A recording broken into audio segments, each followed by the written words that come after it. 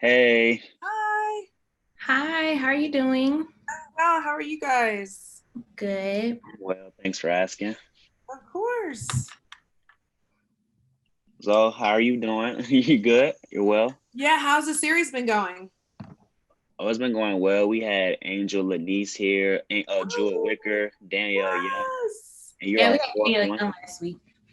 You said who last week? Danielle Young. Oh my gosh, like these are all my friends. These are all my like good friends. Oh my goodness. I know Angel went to Clark, but did Jewel? She didn't Oh, go to Clark. Okay. She's just in Atlanta though. yeah, she's from Atlanta, yeah. Yeah, yeah, okay. How was So, Angel? Did she teach you guys about was she talking about video stuff?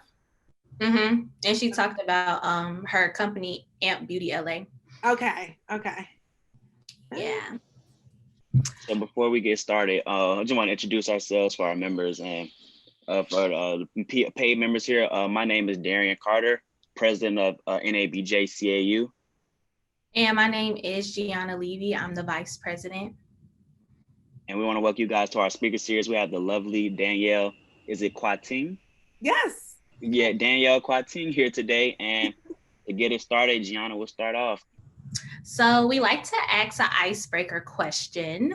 And our question is, what song or movie would you use to describe your life during the pandemic and why?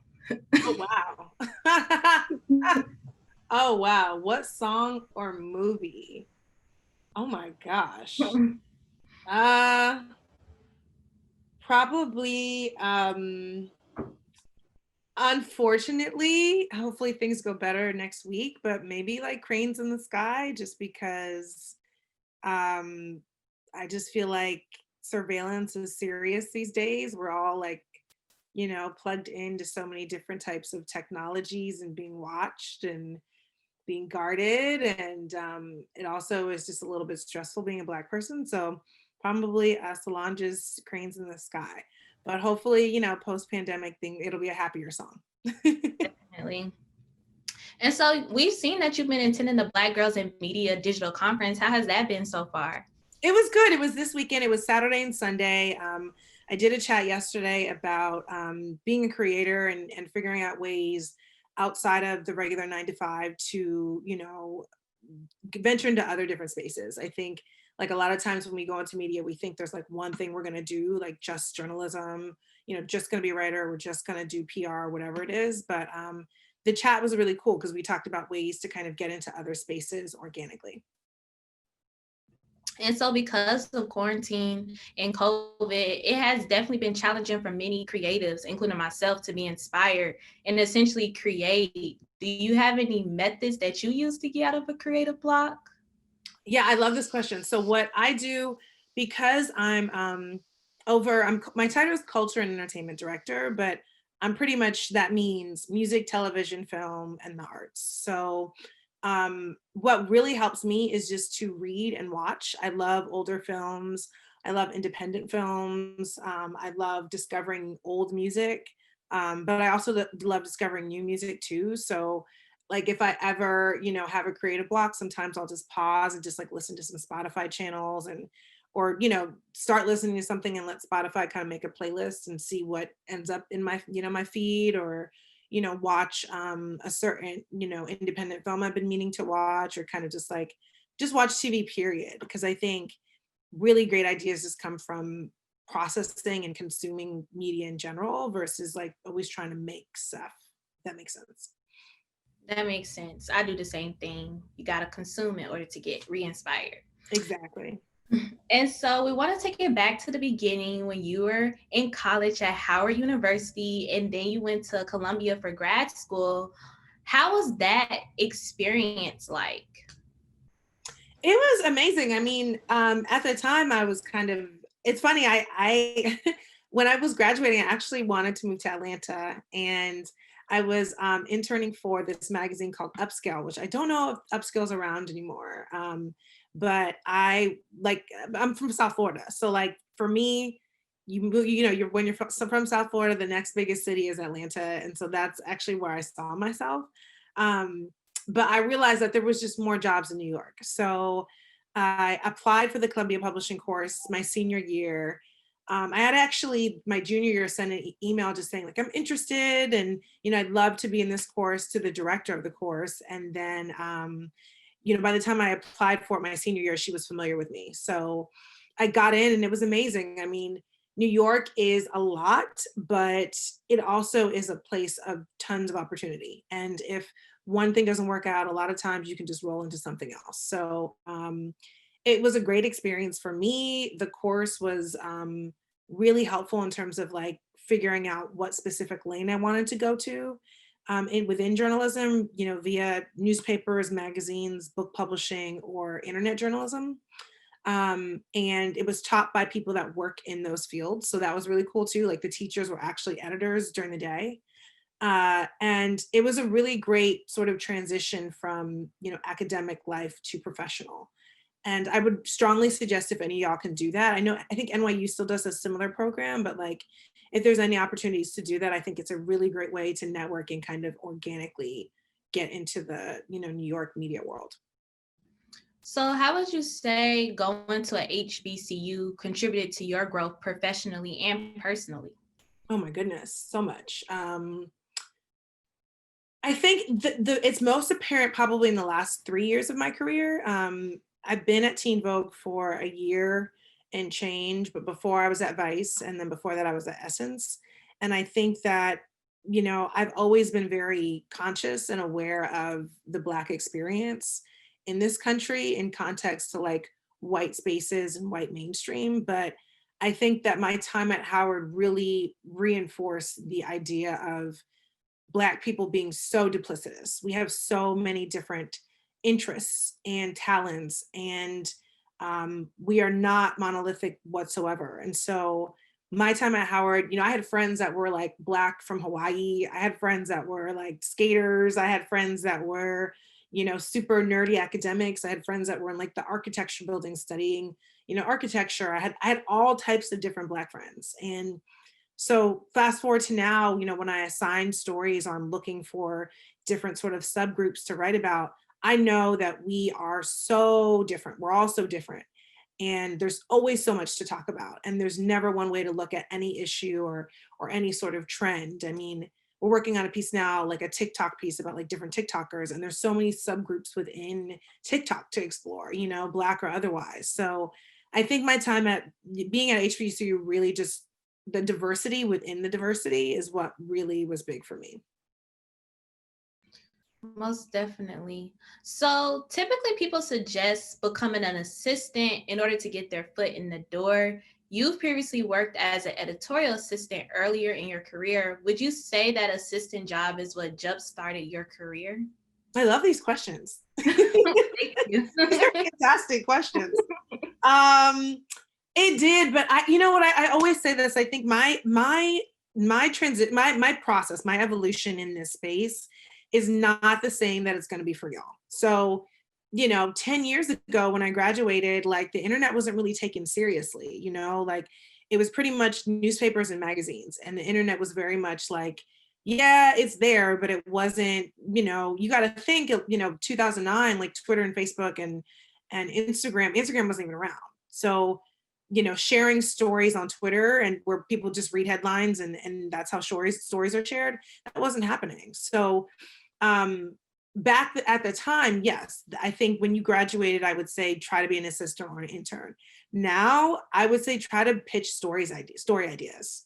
I think that like by your junior, senior year, you should be actively pitching editors to write and to kind of just get at least your name out there, get your byline out there. And then that actually will probably transition to a job or maybe like a fellowship or something. But I think more important than like getting an EA job or getting an internship is just getting some clips, getting some experience in writing and like working with editors. And you could have a full-time job doing something else, but like as long as your byline is out there, that's what's more important. So do you have any like tips on what makes like a good pitch to send to an editor? Like what are some things that you all look for? What do you guys appreciate and don't appreciate? All right, y'all gonna want to take notes because I get very specific about this. Okay, so I always say figure out the legs of the piece.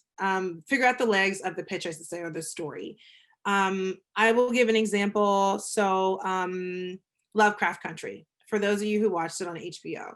So a pitch that's going to be denied is you emailing an editor and saying, I'd like to do a pitch about Lovecraft Country. Why? Because likely somebody on staff is going to write about that. So we don't want the obvious pitch. We want the specific.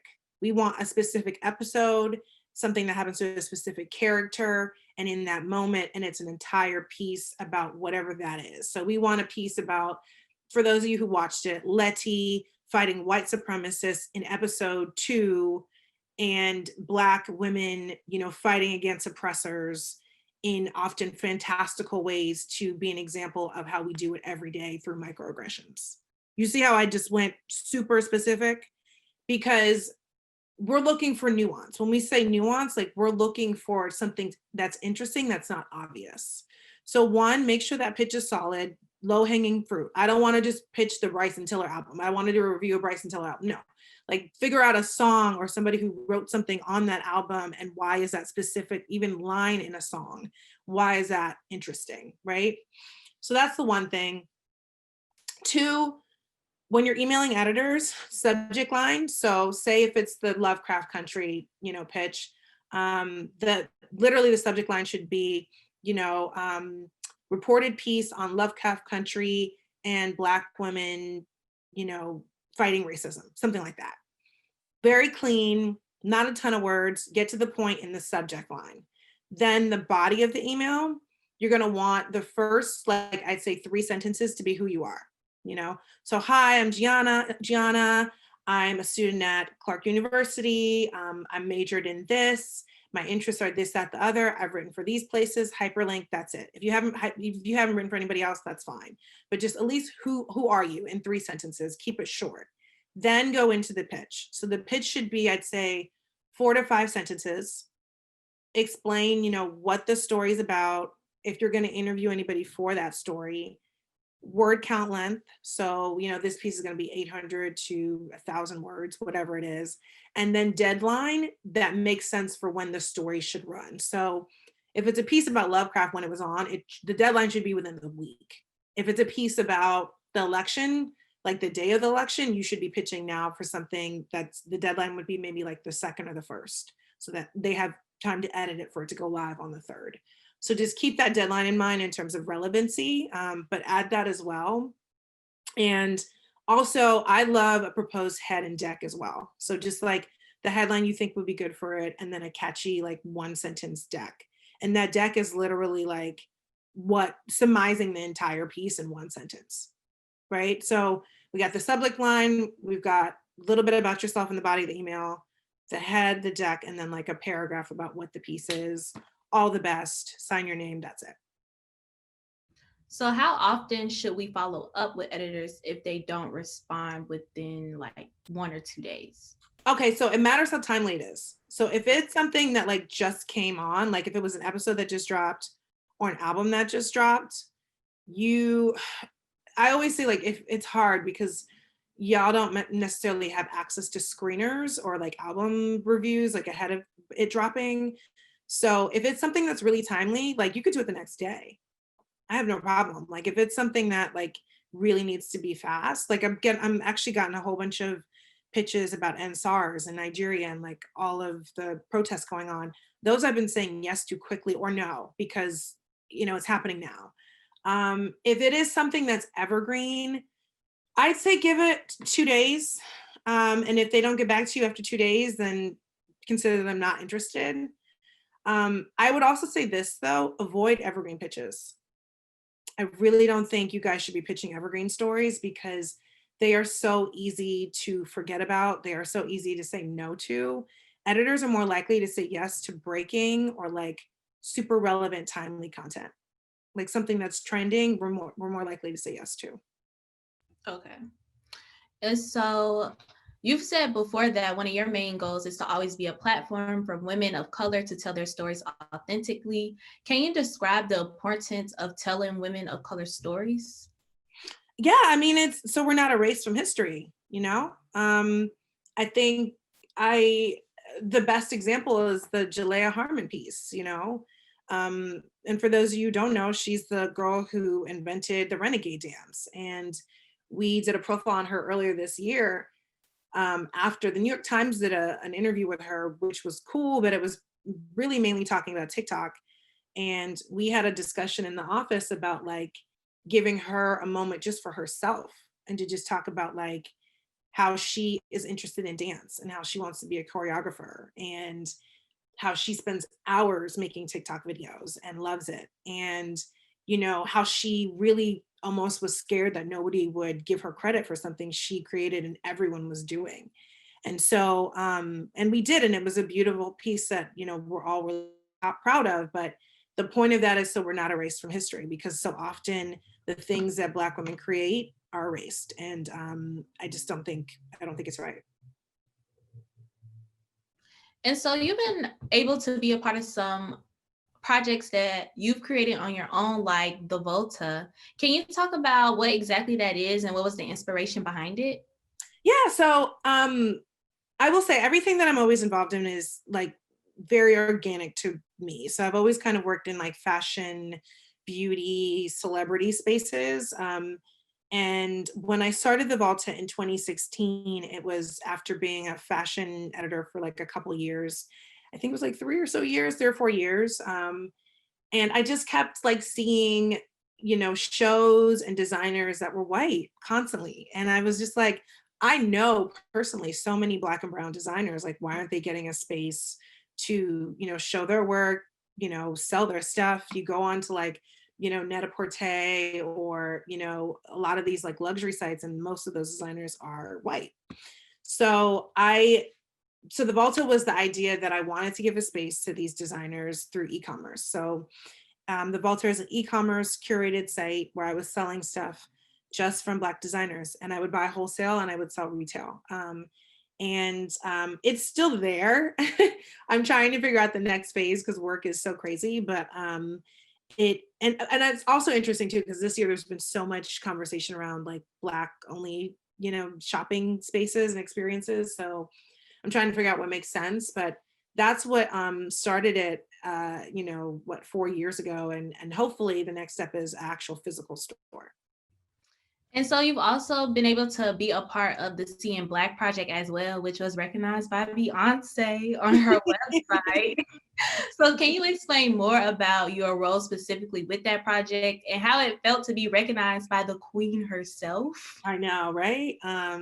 It was amazing, obviously. But you know, I will say this is some like celebrity tea, and it's y'all probably know this, but like Beyonce, we all love her like front facing, but like her entire team pretty much is Black. Like her publicist is a Black woman, Yvette. Her stylist a lot of times is Zarina, you know, a Black woman. A large part of her team are Black folks, and so she's highly respected by a lot of people because she really is about that life. And so to get her, you know, co-signed was amazing. But that project came about because, again, really organically. The next sort of phase of my career, in addition to the Volta, is like really being interested in photography and curating images in like exhibits. And so a good friend of mine named Joshua Kissy is a photographer, and back in the day he had a site called Street Etiquette, which was like a fashion site. And so we knew each other, and he knew, like, you know, I'm interested in that space. And so when there were the George Floyd protests this summer, really the BLM protests this summer, he texted me and was like, I want to do something. I have this idea.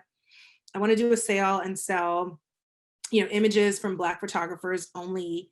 And with the money from that, we'll give it to these nonprofits. And I was like, yes, what do you need me to do? So he brought me on as a comms person. And so basically I created all the language that you see on the site, all the language that you see on Instagram, any sort of like press release we put out, I wrote.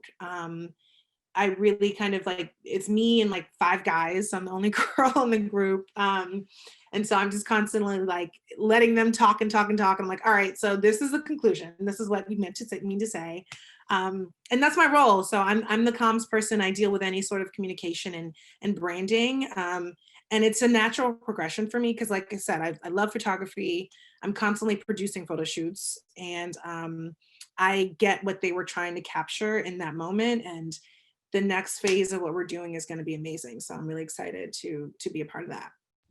I'm excited too because I really love like seeing the different pictures throughout the summer. So I really did like that project a lot. So I'm gonna turn over to Derrian. He's gonna ask the remainder of our questions. Yes. Hey, how you doing? I'm back. So you just touched on it a little bit about press releases and your ability to write on them. Since I'm like, can you talk about how journalists maybe should like know how to like be involved in PR and being able to write press releases and stuff like that? So it's funny, once you do it, once you're like a journalist long enough, you've seen a million press releases, so it's not it's not hard to recreate them. But I do think it's good to know the structure of them, just because honestly, the sign of a good writer to me is somebody who can say a lot in a few words. And I think that the sort of magic of a press release is to be able to condense information, to just have a single message. And so I think that, press releases are good to learn how to write, because they're really a practice in being concise, giving information, but also grabbing attention, because that's their main thing really initially, is to grab the attention of whoever it's being sent out to and then condense it into one thing. And yeah, so I think that skill is something that will actually come quite easily after you see it a whole bunch of times, but it's really major key to know just for practice as a writer. Got you. And as a Black woman in media, have your personal experiences influenced the stories you tell and the way you maneuver through the media industry? It's like natural for me. I think it's going to be natural for y'all too, but I think that the way that we see stories, or like the direction of sometimes things where they'll go in the newsroom, is really helpful when you're Black, because that's the one thing about Howard that was a pro and a con, because I worked for the Hilltop, so I was with the school newspaper there, and I was a part of NABJ there as well. But the thing about Howard, and I'm sure it's the same for y'all, is it's a little bit of a bubble, and so you don't really have that FaceTime with white folks or other folks that like don't see sometimes problematic story directions or headlines and decks. And so that's why you'll see a lot of times on social media where it's like, why do they do this story? And like, why do they, phrase it like that? And what were they thinking? It's because there probably wasn't somebody of color in the room to be like, nah. So I think that naturally, it is an advantage to be Black, I think, in news spaces, because we see things from a perspective that those that have never dealt with systematic oppression would not see. And it also, for me, is why I'd like to have a diversity thing again, a diverse, amount of writers, on my roster, so that I know, okay, if we're talking about this one thing, is this the most authentic way to talk about it? Is this the best way to approach whatever the topic is, whether it's, we're doing a series now on like Indigenous, and being a young and Indigenous person in this era of Trump and that experience. But for that, I actually talked to one of my coworkers who's Native American, so I just think that like that sensitivity is just there. And it's so important, and it's definitely a benefit that I think you all will probably bring to the table. Right, and you just touched on it. Speaking about the era of Trump, given everything that's happened since the death of George Floyd, the death of Breonna Taylor, and countless others this year that led to protests, how have you been able to find your joy during this time of unrest? Oh, wow. I think going back to what I was saying before about like the albums and the music and the movies, I think, I have to be reminded as to why we do this. And I think another great thing it's weird, but I think I'm actually more connected with like my family this year in ways. My sisters, I haven't been talking as much, but just because they're annoying and do a lot. But my parents, I talk to all the time. And I think in a weird way, like we're closer because that connection that in-person connection hasn't been there. And so I find joy, like I said, in, music, television, film, but also like talking to family and then planning trips, that I can take once this is all over. Yeah, I agree. My family do a family chat every Friday with Mhm. we just come together on Zoom, play Kahoot, just have discussion and talk. So I it's nice. love that. Yeah, we do once a month, the first Sunday of every month. So yeah, same Oh, thing. gotcha. That's Yeah. cool. Was there ever a time you wanted to quit in the process, and if so, what kept you going? Oh, you mean like what do you mean? Like a story or like journalism or quit what? Which one? Which thing? We'll say journalism because we have a lot of journalism majors here. Like, because we know journalism can be tiring, or Yeah. you cover a story, but you don't feel like writing it or transcribing the audio, like things like that. Oh, every day I want to quit. What you mean? This is this is a industry for thugs. You got to be a thug to be a journalist. What keeps me going is truth telling. I can't ever stop talking my shit. I can't ever stop being honest. And I just feel like if I'm not doing it, somebody else might not, and I have to. So, but all the time, I think, what the biggest thing I would say to like get out of that funk is to have a network. So like my closest friends, like real talk, my best friend, my closest friends here are all from Howard, are all people I worked on the Hilltop with. So, and we all pretty much are in media and we can all complain and call and text and be like, girl, and like, have those moments. And so anytime I feel like really crazy, I just call up one of my people and vent and then I'm back on. So keeping that community is so important and it will feed you your entire career, truly. And you touched on like trying to like being a thug in journalism. I agree 100%. What are have you ever has anyone like attempted to like silence your work, like won't publish a story because it would make this certain group feel mad or in a sense angry at the publication, things like that? Oh yeah. I mean, oh, okay. I'll give you an example. Believe it or not. So I loved working at Essence, but because of the relationship that Essence has with a lot of celebrities, it is often hard. At the time, it was hard to report on things the way that I wanted to. Um, Things are different now, hopefully. I haven't been there in years, but an example was I was at Essence from 2016 to 2018, no, sorry, within that time, like the end of 2016 to 2018, whatever. That was around the Bill Cosby trials. And Bill Cosby was actually one of the founding like donors for Essence. And so it was like still a weird relationship that like they didn't have, but they didn't want to like not honor. And during the peak of the trials, I was like, let's do this wild ass op-ed dragging him. And they were like, so we can't exactly do that. And so that specific I didn't happen, but what we ended up doing was like a really really critical, honest, highly reported, went through copy and research piece about the insidious nature of his career and his ascent. And so there's always a way to do it. I think it's just hopefully having the right editor on your side who kind of sees the vision and will work with you. But truth be told, it's tough because there's a lot of relationships on the back end that sometimes have to be maintained. I have another a question. Wow, I just came out like in my head. So, have you ever dealt with an editor that like changed like your original work? So, Absolutely. yeah, like can you talk about that? And because it happened to me before, and I didn't know how to feel because it was my first time working on like a major publication, and I just let it slide. Do you think I should have like fought for like what I thought should have been there, or do you think just like listen to the editor because at the end of the day, they're the ones that like want to give you your pay? The question is why, right? So I wouldn't fight for something unless you know why. Why did they change it? The why could be, well, we're actually running something very similar next week. The why could be, this isn't quite the direction we thought it was going to be.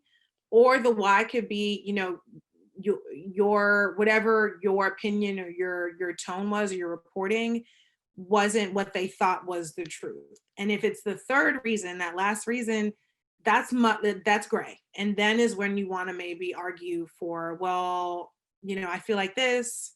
How do you feel? I'd never say be combative. Not that that's what you said, but like I'd always say default to work with them, default to figure out why, and then explore that because they might have an actual legit reason. But if it's just like, something that doesn't feel really like on par with what you were trying to pitch, then you have to kind of advocate for yourself. There is always a limit at the end of the day, like they're going to publish what they're going to publish, and you don't have to share that piece also. Like if you're not proud of it, you don't have to share it.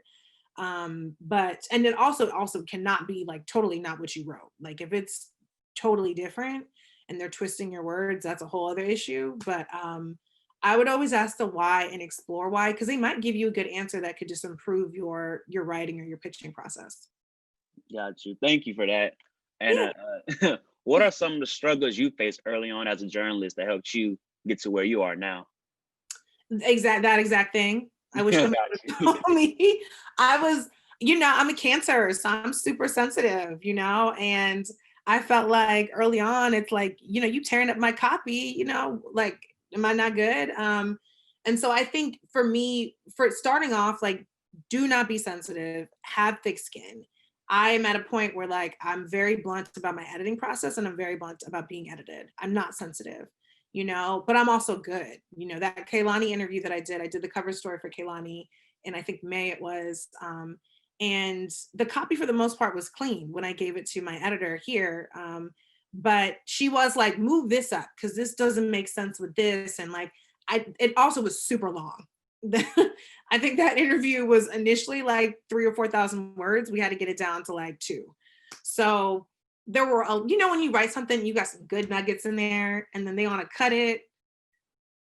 I was tight. I mean, there was some stuff in there that was like really good. And I'm so sad still that they didn't end up in the piece. But I think the biggest thing is like to develop thick skin and don't take anything personal and work with your editor because they ultimately want the piece to be its best.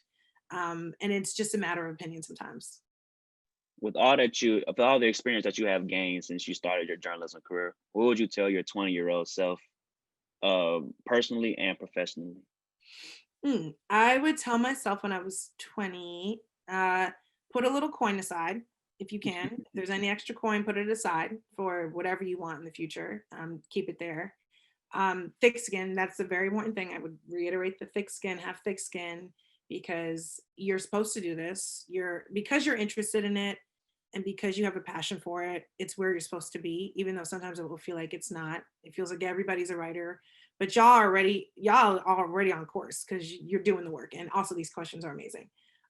So, I'm supposed to be here. I'm supposed to have this space. I'm supposed to take up this space. It's okay to take up space. And, the last thing is just like, find community and keep them, keep your day ones, because they will get you through the darkest and the happiest too. They'll turn up with you when you get a job and, they'll, let you vent when something doesn't work out.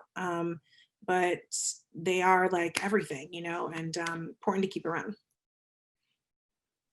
Got you. And as young journalists coming out of college that may not get their dream job right after they graduate, what is some advice you would tell them as they are working towards that goal?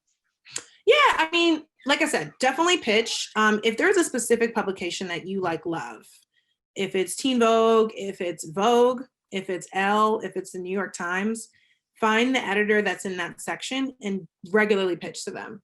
I'd say once every 2 weeks, go after that publication. If you're like, I really want to work here, pitch to them regularly. If and when a job opens up, if they've seen your name enough in their inbox, this being the editor, they will consider you for a role. Don't be a stranger, because I hate to say this, and some people it's worked out, but like, I have never gotten a job from a listserv. I've never gotten a job from applying to something online, believe it or not. Everything has been somebody I know or they knew me. This job, like Lindsay, our editor-in-chief, DM'd me on Instagram about it. I didn't even know her, but she had heard of my work and she DM'd me.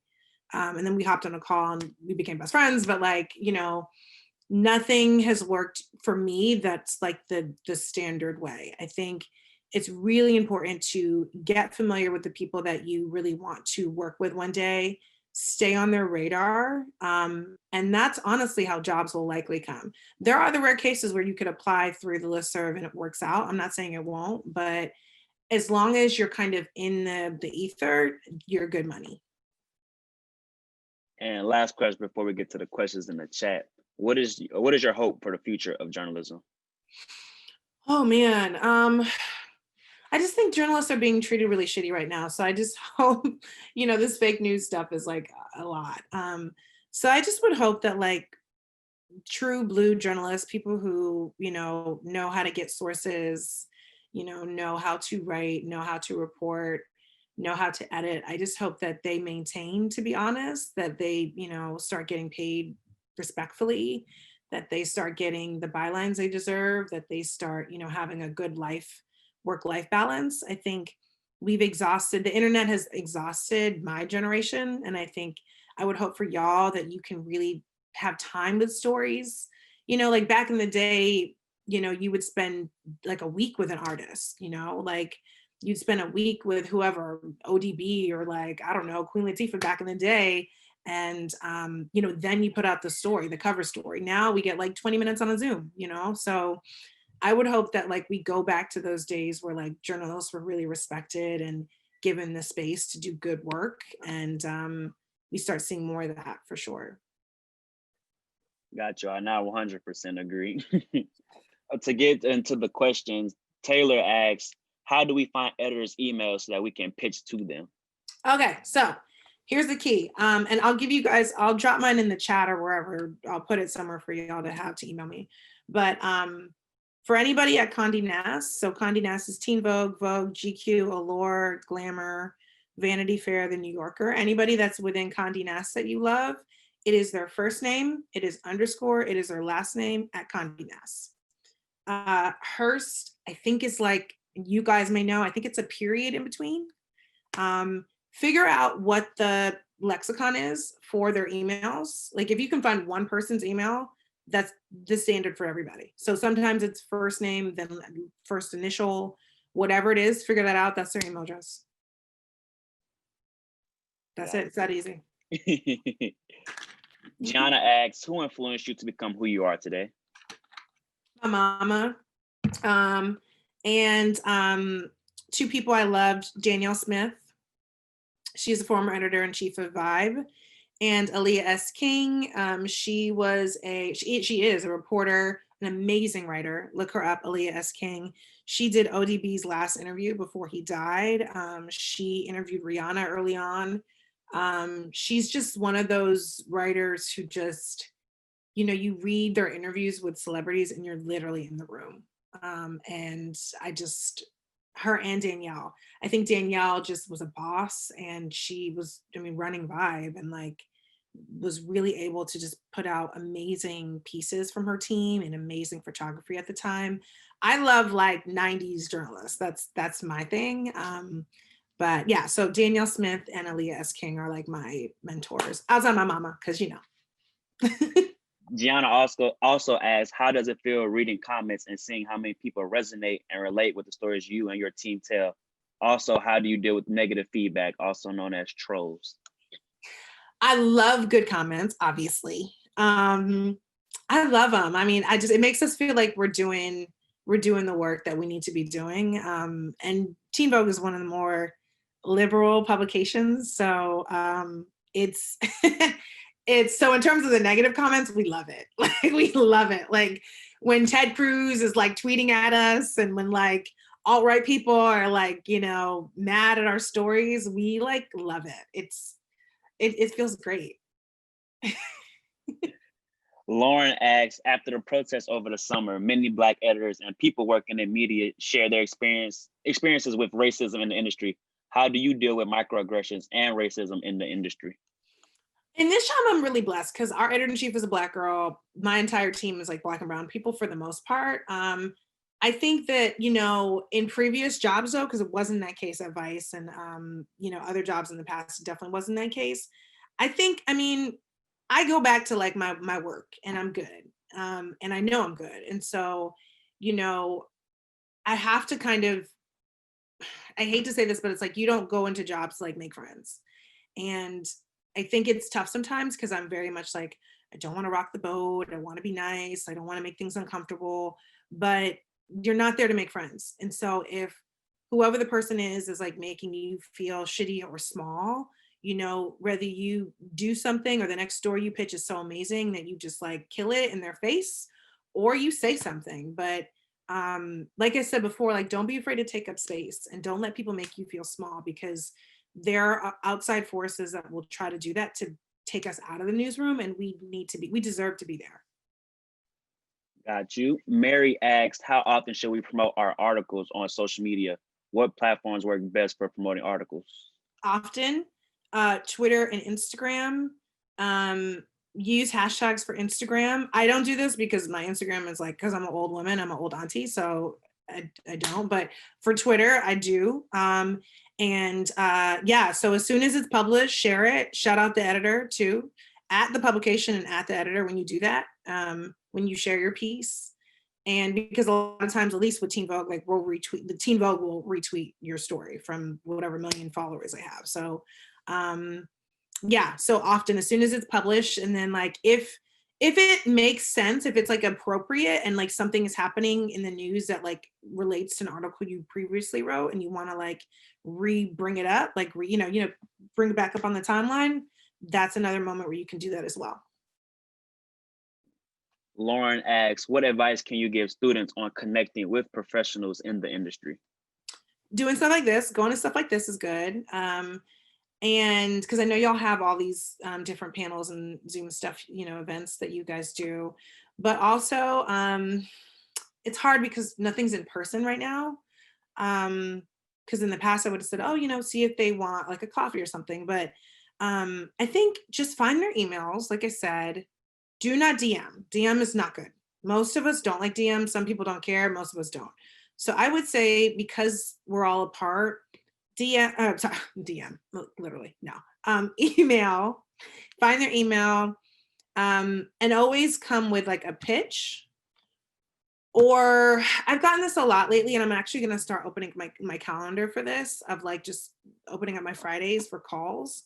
Like, hey, I really love your work. I love this piece that you do. I've been following your career.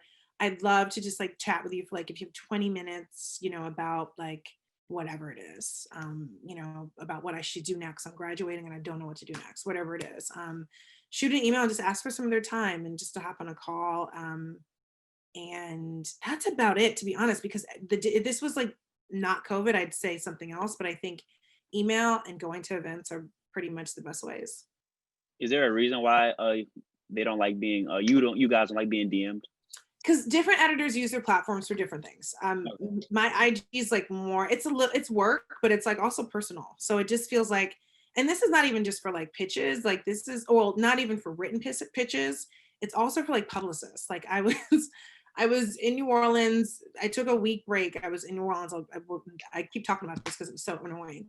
And I had posted like a video of like a song from this artist named Light Skin Keisha. And I just liked the song and I was being cute on my Instagram, and the publicist for her hit me up and was like, when are you gonna write about my artists? And I was like, I'm on vacation right now. And she was like, okay, but, and I'm like, dude, I'm on vacation. Right. You know what I mean? Like, even if I didn't have a problem with this and I remembered it, by the time I'm off vacation, I'm not gonna be thinking about this DM, So I said to her, send me an email, like if you want it to like have some professionalism, put it in email. Because DM, you don't know, I could literally be taking a bath. Like, you don't know what I'm doing. Where I see it, I'm like, okay, and then I forget about it because I'm not in Instagram anymore, right? So like put it somewhere where it's gonna live, which is an email. Giana asks, have you ever experienced being burnt out? If so, how did you recover? How do you prevent it from happening again? Girl, all the time. And I went to New Orleans and then they were hitting me up in my DM. So you know what I've been doing lately? I don't know if y'all can do this because y'all are not that, well, I don't know if you're that burned out yet, but I put my phone in airplane mode. I've been doing that a lot lately. Like come like 10 o'clock, I put my phone in airplane mode. And I just watch girlfriends in bed and drink wine. So I think you'll figure out what your thing is. Like sometimes I did this towards the beginning of quarantine where I just love music, like just listening and just vibing. And so the top of quarantine, I was doing this more where I would just like lay in bed and just be playing old albums, like old Mariah Carey, and just like singing out loud, You know, you'll figure out what your thing is, but like do that and make sure you kind of separate from the world when you do that. So you're like alone in your thoughts. Giana also asks, how do you stay connected with professionals without coming off as being annoying? That's a good question. Don't badger too much. That email about like, can I chat with you on the phone? Do that maybe like once, do another follow-up. If there's no response, move on. You know, yeah. Cause like I said, the other way is just events like this, but you can't be, there's no way to be annoying in that space. But do the email thing. And if they don't get, I wouldn't email like constantly. Like if they don't get back to you after 2 emails, like you don't need to send an email every week. Like that's a little intense. I think she answered your question, Mary, but what do you turn to when you need inspiration to write better? Instead of saying music, is there anything else that you like doing? Inspiration. I mean, music and then films and TV, obviously, right? Old shows on Netflix, new shows on Netflix. Other than that, I mean, the world is closed, so it's hard. I mean, in the past, I would say I live in Brooklyn, I live in Bed-Stuy, so there's always like art events. There was always like galleries and, you know, things to do out and about, but y'all can't do that so much. But I will say different museums and spaces do have online exhibits. So as long as you're consuming art, like Giana was saying, like as long as you're consuming art in a voyeuristic, like chill way, not like I'm gonna watch this and take notes. I think that will always lead to something else, you know? Speaking of Giana, she asks, what other goals would you love to accomplish in your career? Ooh, world domination. Really want to be friends with Rihanna one day. So that's a goal. So what I've been talking about with friends lately a lot is I do want to open up a space in Ghana. So I'm actually going to Ghana the end of next month for a couple months. My family's from there, and so I really want to open up a physical arts center space that has like exhibits and maybe like a creative space for creators to do like photography shoots and you know, potentially like an area for like events and mixers. And so my goals right now are actually focused on the continent. I am super passionate about the diaspora and how we're all the same, really. We're all different, but we're all the same. And so, and I want people also from here to feel comfortable going back. So my big goals are a combination of like creative arts and the diaspora and linking us all together through that. Got you. And last question we have from Mary. What's the typical starting salary for a staff writer? Oh, these days, I wouldn't take less than 45. 45,000? I wouldn't take less. In this economy, and even that's low. I mean, I think Vice, they were paying EAs like 50. If you can get into the Writers Guild as well, look into that. Like if there's like, I don't know if you guys have an NABJ head at Clark, like somebody who's knows it on like the national level, but ask them about the Writers Guild membership, because the Writers Guild has a union and will protect you in terms of like salary and hiring and firing and all that stuff.